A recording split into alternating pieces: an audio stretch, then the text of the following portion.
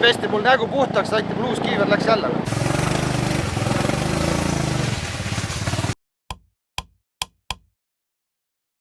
Tere tulemast tagasi meie kanalile. Täna oleme tulnud Kolusse ja siuksele huvitavale asjale nagu niidukite kestvussõidule.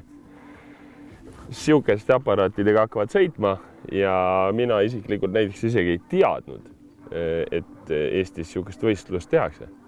Aga siin mees kirjutas meile, et tulge vaadake ja nüüd siin me oleme, eks ju. Et mis see on siis? Mis see on, mille seljas ma siin ronin? Millena ta sündis kunagi? Murutraktorina. Ja oli täiesti originaalis alguses ja... Krunt läks suuremaks, rohkem oli vaja niita kiiremini ja nüüd temaga niita enam ei saa? Ei. Enam ei saa. Okei, mõistlik. Aga mis ta siis lõpuks iseendast kujutab, et mis teda edasi viib? No hetkel on ta meie formaadi siis vabaklassi traktor. See peaks olema siis kangem klass, teine on standardtraktor. See peaks olema siis kuupsentimeetritelt suurema mootoriga lihtsalt ja siis käed on nagu vabamad. Põhimõtteliselt piirab nagu rahakott ja silindri arv, et ühe silindriline originaal murutraktori mootor peab olema. Meil on siin antud juhul 19 epane kooler, gramm alla 600 kuubiku. Mootorist edasi viib meil siis Itaalias toodetud sidur, mis läheb siis nagu rihmülekandega nurkreduktorisse ja sealt edasi ketiga tagasilda.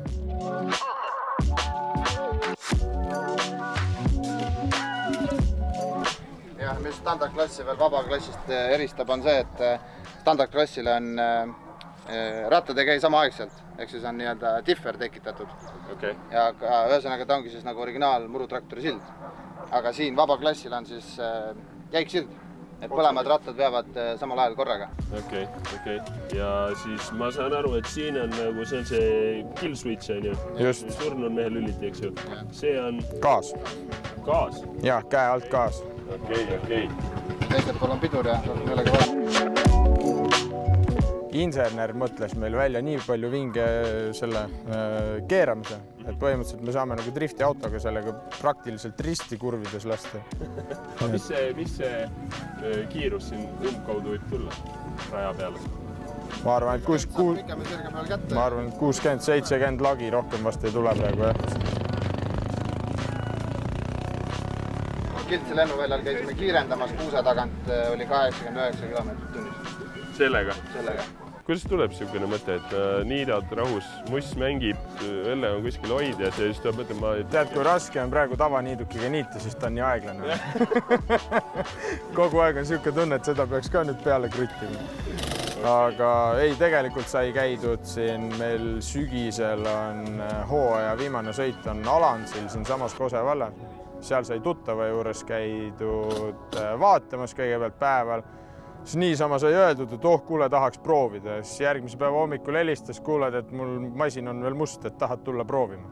Kui väidetavalt on see üks odavamaid viise võistlemiseks ja oma adrenaliini nälja taltsutamiseks, siis seda masinat on nad ehitanud 4 aasta vältel ja raha on kulunud lõpuks päris mitmekohaline summa. Ma ei tea, ma arvan, et siuke 5 juurde tuleb vist selle 4 aastaga äkki. Ja sinna sisse ei kuulu traktor ise, eks ju? Sinna kuuluvad ainult jupid või? Ja enam-vähem. Aga no meil oli lihtsalt problemaatiline, siin 1 aasta oli niimoodi, et tegime 1 sõidu 1 mootor. Okay. Et siis nagu läks kulukaks ja see motivatsioon hakkas lõpuks nagu ära kaduma juba, aga teised mehed ei lubanud mul alla anda selle asjaga.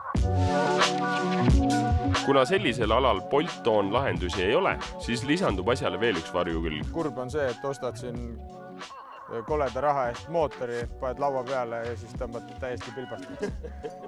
Nii et põhimõtteliselt garantiid, kui ostad midagi siia külge, siis garantii alla ei lähe enam mitte midagi. Kui minust on murutraktorite võistlused kauge kaarega mööda läinud, siis nemad on jõudnud võistlema isegi naaberriikidesse. Me oleme isegi käinud Lavias, Soomes, 12 tunni sõite tegemas jää peal. Viimane aasta oli nüüd niimoodi, et kogu see jää nagu sulas ära. Siis oli põhimõtteliselt vee all kõik. Sõitsidki enam vees ja rohkem jää peal. Et kui ringi aeg tuli circa 3 minutit pikem, kui vesi oli juba peale tekkinud sellele rajale. Sellel võistlusel jääd ei tundu olevat ja ka sõiduaeg on lühem. Aga sõitjate vahetus on siiski vajalik ka selle aja sees ja see taktika on igal tiimil individuaalne. Stab see siis 3 tundi, iga tunni tagant on vahetus. No oleneb, see on täiesti... Kuidas sa ise tahad? Kuidas jäksad, kui kaua paak kestab, kui laguneb midagi ära, teed näiteks remondi ajal vahetuse või mida iganes, selles suhtes piiratud nagu ei ole see. Üks naissõitja sõitis ka siin esimese koha peale standardklassis siis just, ta sõitiski 3 tundi üksinda. Aga ütleme 12 aparaati läheb peale, 3 tundi sõitu, lõpetavad kõik. Mis te arvad? Mis see tavaline statistika näitab? Eks seal mingid keevid... Paar tükki ikka väsivad ära, ma arvan. Seal ikka remontimist on. Aga... Mõned panevad algusest lõpuni, käivad korra tankimas ja lähevad lõpuni. Ja... Seda me proovimegi. Ise. Lihtsalt ainult tankida ja sõita. Jah, just. Kui terveks jääb, siis võib-olla lubati mul ka sõita, kui ma ära ei lõhu. No ma arvan, et kui meie oma seda lõpusõitu vastu ei pea, eks me leiame mõne, millega sa saad selle tiiru teha. Jah, ma ei ole küll kindlasti. Jah, seda võiks tassiks. Kahjuks peame tõdema, et need laused muutusid prohvetlikuks.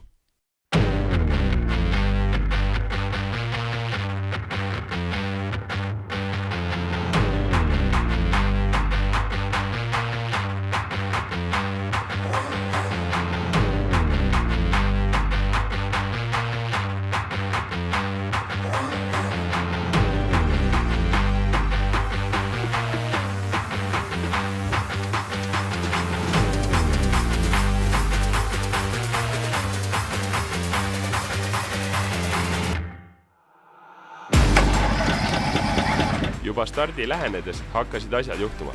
Käime ära. Hakkab pihta.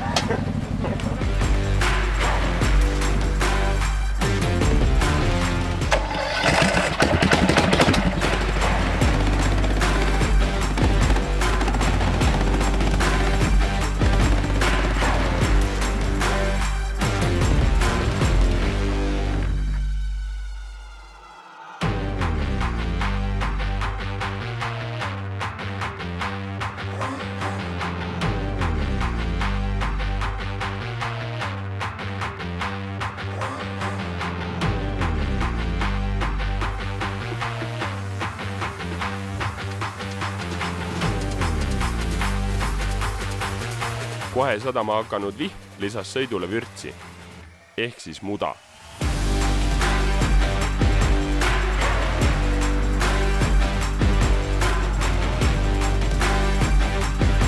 Tuligi moksi tuimalt. Pesti mul nägu puhtaks, saiti pluus kiiver läks jälle. Sellised hetked muidugi masinale kasuks ei tulnud.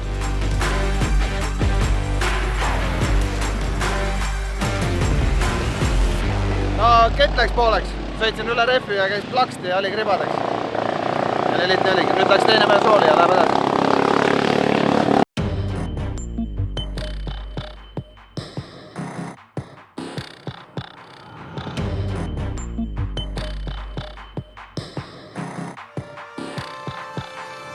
Muda ei andnud hõlpu ka teistele ja tõi kaasa isegi sõidu ajutise peatamise, sest maha sõideti finišikaar.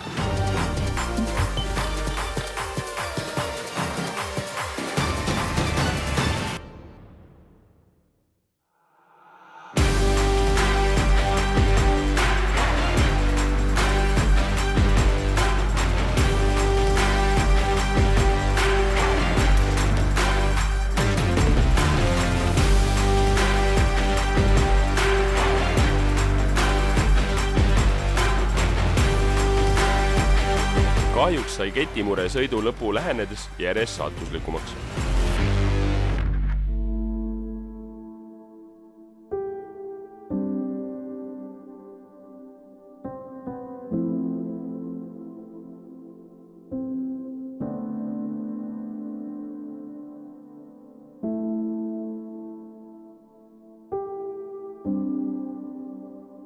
Keti pingutas ja vedrul läks lõpuks pooleks. Hoidsin käega viimase ringi niimoodi, et saaks üles selle finišijoone. Üks väike viga ja 3. viiendaks.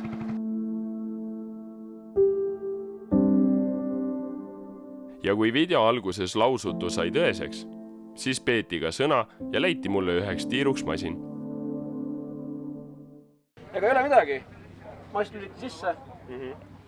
Siit pesukraan lahti. Surnud mees peab siin sees olema. Siin on käivitus. Siin on gaas. Pidur, mida te vaja ei lähe kindlasti. Ja ega ei olegi. Mingit käigusüsteemi ei ole, annate lihtsalt gaasi ja panetegi minema.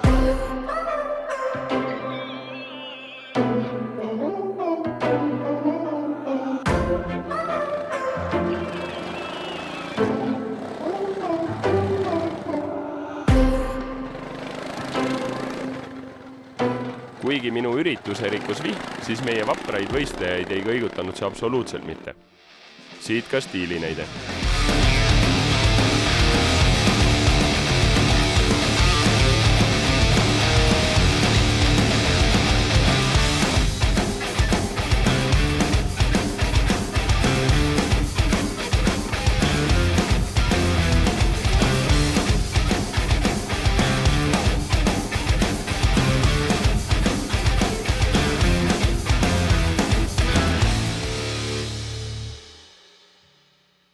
Vaatamata asjaolule, et poodiumile me seekord isegi ei pretendeerinud,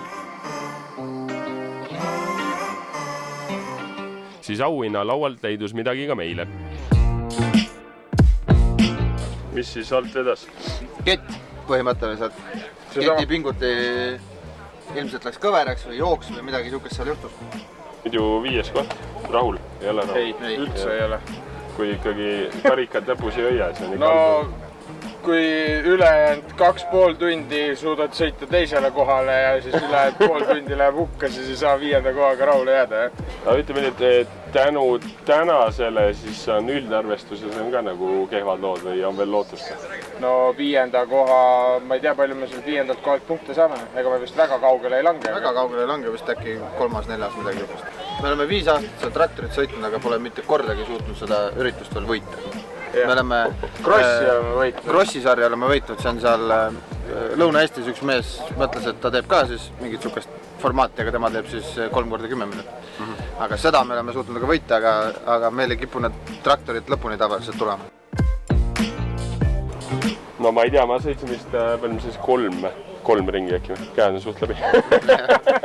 Ma ei kujuta ette siin mingi tund aega, ma ei tea selles. Ei, no ega tegelikult ongi siin ju sul mingi hetk korra ühe ringi peal tõmbab sul käed nagu paksuks ära, aga siis see hetk läheb üle lihtsalt. Ütleme 10. ringist edasi, siis hakkad juba kuidagi ära harjuma sellega, et sul käed ei tööta nii, nagu nad peaks. Ja siis kuidagi saad nagu hakkama. Muru traktoriga ma ei ole vist kunagi nii kukkudes võib-olla kuskilt alla võib-olla nii kiiresti sõitnud olema, aga selles mõttes, et äge aparaat on teil. Aga mis ikka? Loodan meeldis ja like, subscribe ja share'ige ja nagu ikka, järgmise korrani.